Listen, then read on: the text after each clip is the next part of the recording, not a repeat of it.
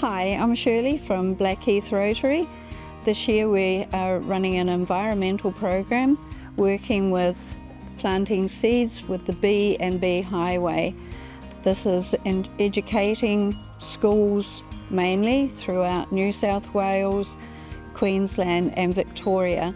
And they bring in a wonderful program that trains up children as to what pollinators are. They're not just bees, they're birds, bees, bats, butterflies, possums. Many animals in Australia are pollinators, and we are very happy to have brought it into Blackheath School and Zig Zag School. And hopefully from seeing this you might think about taking it into schools in your area.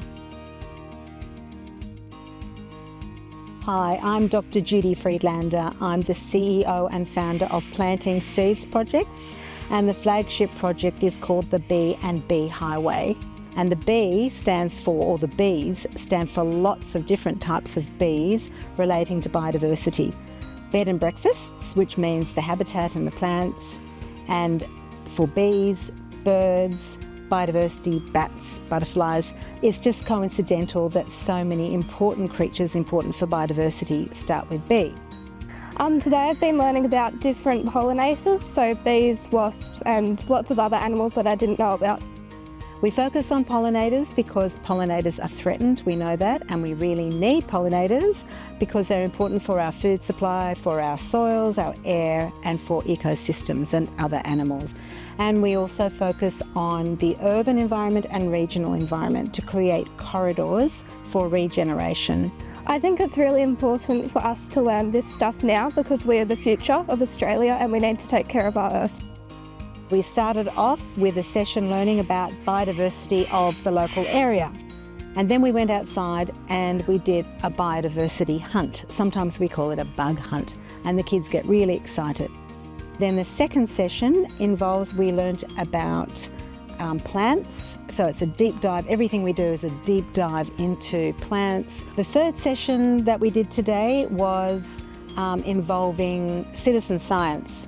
So citizen science is all about collecting data, and we try to convey that it's so important to be observant and to take observations either through the traditional way or through the modern way with technology, uploading observations to iNaturalist and the Atlas of Living Australia.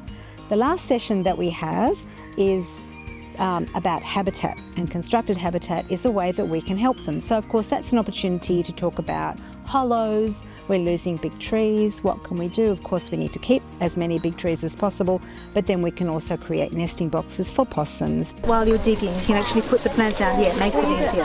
When you need extra clay, put your hand up.